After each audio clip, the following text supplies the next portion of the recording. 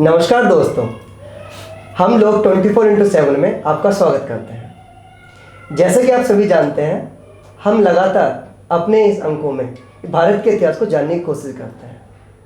हम सभी ने एक लाइन सुनी होगी कि बदलाव प्रकृति का एक नियम है। बदलाव कहीं ना कहीं अतीत से वर्तमान की तरफ सफ़र करता है।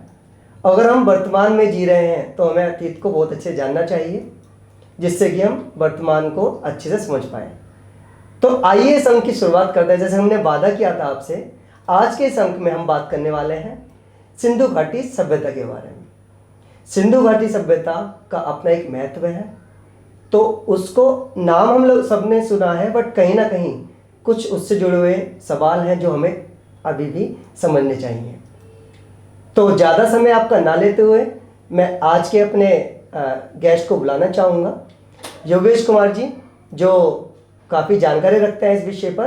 तो आइए शुरू करते हैं चर्चा योगेश कुमार जी के साथ। योगेश कुमार जी नमस्कार। नमस्कार। योगेश कुमार जी, हम सभी देखते हैं, सुनते हैं सिंधु घाटी सभ्यता, और हम कोशिश करते हैं लगातार अपने दर्शकों को भारत का इतिहास समझाने के लिए। और भारत के इतिहास की जब बात आती है तो ये नाम बहुत बार सुनने को मिलता है कि सिंधु घाटी सभ्यता क्या थी, कैसे थी। तो अभी भी बहुत सारे सवाल ऐसे हैं जिनके आंसर हम लोग जानना चाहेंगे, हमारे दर्शक जानना चाहेंगे।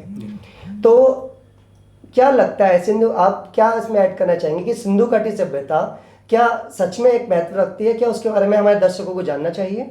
इस पर आपके विचार क्या होंगे? हाँ, एक अच्छा वो है कि जब हम कोई काम शुरुआत करते हैं तो उसके बारे में पता होना चाहिए कि हम करना क्या जा रहे हैं। तो ये अच्छा एक क्वेश्चन है विजय जी। और मैं अपने दर्शकों से ये कहना चाहूँगा कि जब हम सिंधु घाटी सभ्यता की बात करते हैं तो हम अपने भारत की पुरानी परंपरा को ढूंढने की कोशिश करते हैं। हम अपने पुराने जो पद चिन्ह हैं उसे ढूंढने की कोशिश करते हैं। तो कुछ विद्वान उसे दूसरे तरीके से देखते हैं, जैसा वो ये सोचते हैं कि हम विश्व के अलग अलग देशों के साथ अपनी बराबरी कर लें और उनसे ये कहें कि नहीं, आपकी सभ्यता जितनी पुरानी है हमारी भी कहीं ना कहीं उस टाइप की पुरानी सभ्यता है। तो वो ऐसा करके अपने आप को बस संतुष्ट कर लेते हैं। लेकिन मेरा यहाँ पर दूसरा विचार है। मैं यहाँ तो रखूँगा ही कम से कम कि हमारी सभ्यता जो है भारत की, वो प्राचीन सभ्यता है। और मैंने उसे पिछले अंक में भी आपसे डिस्कस करा था कि लगभग जो निग्रेटो या आदि मानव रहे हैं पृथ्वी पर, तो उस समय से लगभग भारत में भी लोग निवास कर रहे हैं। तो ये उन्हीं की एक परंपरा है लगातार। और उसके बाद अगर हम अपने भारतवासियों से ये बात करें कि हम सिंधु घाटी सभ्यता को क्यों पढ़ें, क्यों जानें, तो मेरा उनसे ये विचार है कि आज के जीवन में हमारे कोई भी, चाहे वो सामाजिक जीवन हो, चाहे राजनीतिक जीवन हो, चाहे धार्मिक जीवन हो, या व्यापार के संबंध में कुछ बातें हों, वो कहीं ना कहीं हमारी सिंधु घाटी सभ्यता की जो पन्ने हैं उसमें छुपे हुए हैं। वो कहीं ना कहीं जो शुरुआत है वो सिंधु घाटी सभ्यता से ही हुई है। तो मेरा अपना दर्शकों से ये रहेगा कि वो अपने अतीत को जानें, ज़रूर जाना कि भारत में आज जो भी कुछ हो रहा है वो उसकी शुरुआत हुई कहाँ से है। जी धन्यवाद योगेश जी। मैं दर्शकों से एक रिक्वेस्ट और करना चाहूँगा।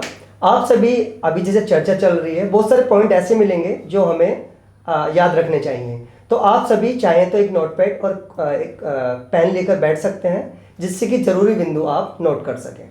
अच्छा योगेश जी, चर्चा को आगे बढ़ाने से पहले एक छोटा सा ये सवाल आपसे रहेगा कि जब भी हम किसी सभ्यता को जानना चाहते हैं तो इसके सभ्यता को जानने के लिए क्या क्या स्रोत होते हैं जिनको हमें यूज़ करना चाहिए, क्या रास्ते होते हैं जिससे उसे हम अच्छे से समझ पाएँ?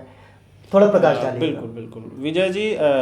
चलो मैं ये हम सभ्यता की बात ना करके हम पूरे इतिहास की बात करते हैं, क्योंकि जब कोई आदमी ये कहेगा कि जी 4000 साल पहले ये था, तो एक आज का जो जनमानस है वो उस पर विश्वास नहीं करेगा।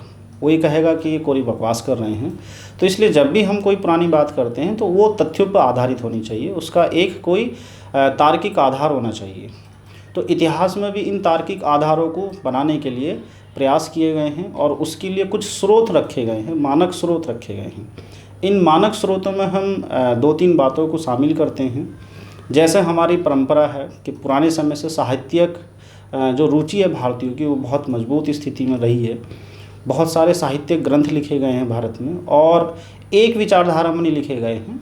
उसमें हम जो हिंदू विचारधारा है और जो बौद्ध विचारधारा है और जैन विचारधारा है, इन सभी से वो कहीं ना कहीं मिलते हुए हैं। तो इन तीनों धार्मिक विचारधाराओं के ग्रंथ हमारे पास अवेलेबल हैं उस समय के, उनसे हम कुछ इन्फॉर्मेशन कलेक्ट करते हैं। इसी तरीके से कुछ स्मारक हैं उस समय के, या हम ये कहें कि पुरातत्व जो आज का विभाग है वो अलग अलग चीज़ों को खोजता है, उसमें 2-3 बातों को वो खोजने की कोशिश करते हैं। कहीं पर शिलालेख मिलते हैं, पुरातात्विक जो साक्ष्य हैं हमारे, और सिक्के ढूंढने की कोशिश करते हैं पुराने समय की, या कुछ मूर्तियाँ, मोहरें और उस समय के जो बर्तन हैं। इसी तरीके से कुछ और भी एविडेंस पुरातत्व अपने सामने लाने की कोशिश करते हैं। तो उनके आधार पर ये प्रयास किया जाता है कि उस समय के जो लोग रहे होंगे वो किस तरीके का काम कर रहे होंगे। इसी तरीके से हमारे पास में और भी कुछ धार्मिक ग्रंथ हैं जो स्वतंत्र रूप से लिखे गए हैं, तो उन्हें हम मौलिक साहित्य का दर्जा देते हैं, तो वो भी एक स्रोत हैं। तो हम ये कह सकते हैं कि इतिहास को जानने में एक तार्किकता अपनाई गई है और हम उन पर बिल्कुल विश्वास कर सकते हैं, क्योंकि वो लॉजिक पर बेस है और तर्क पर आधारित है, और उसमें साहित्यिक और पुरातात्विक और दूसरे जो हमारे पास में साक्ष्य हैं उन्हें हम शामिल करते हैं। ओके जी। तो योगेश जी हमने बताया कि उनकी जीवन शैली से, उनके ग्रंथों से हम जान पाते हैं, या ये एक कर सकते हैं इतिहास को जानने का।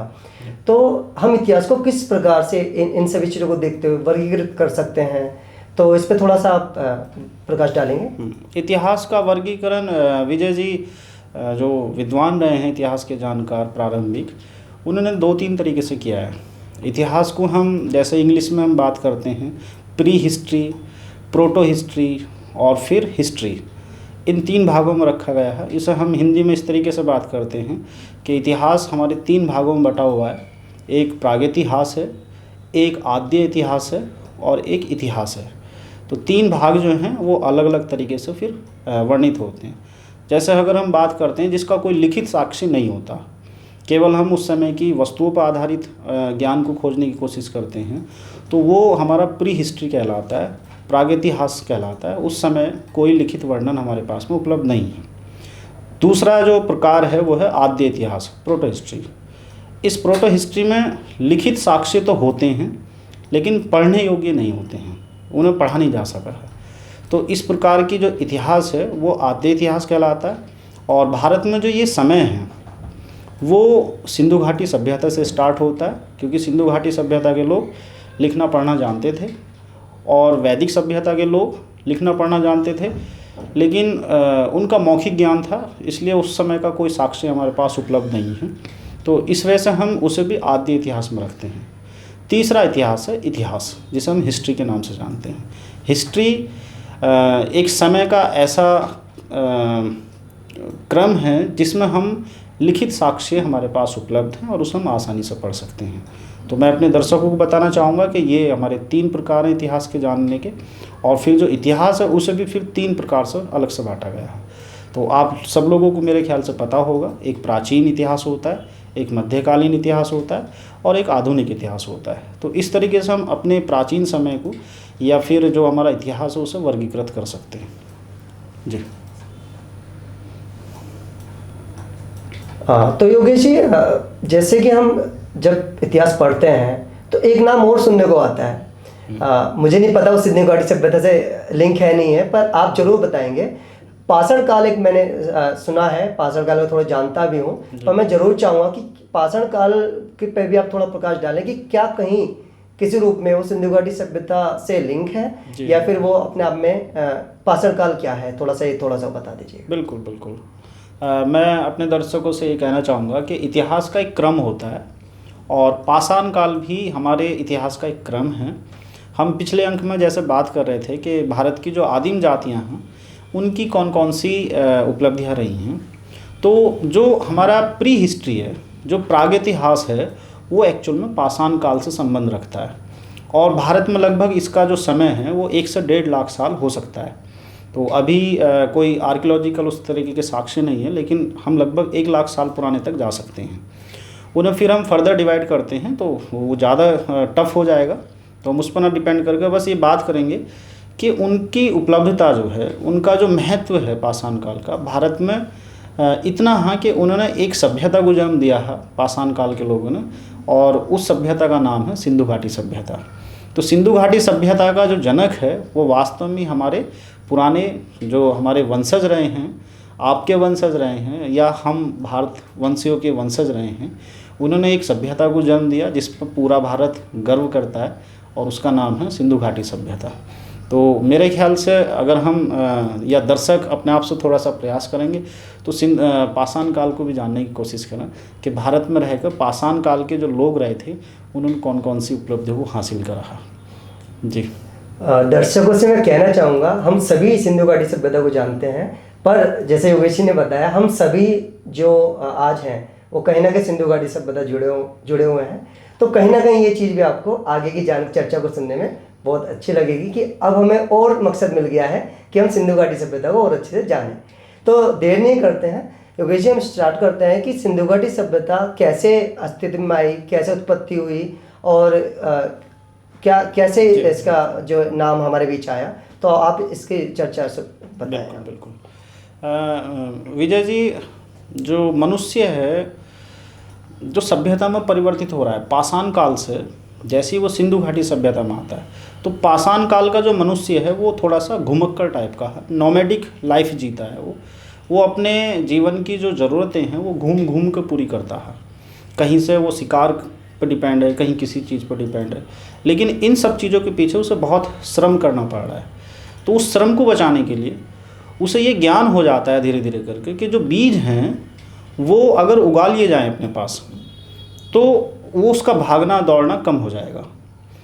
तो ये जो सोच है ये हमारी सभ्यताओं को जन्म देती हैं, ये हमारे समाज को जन्म देती हैं।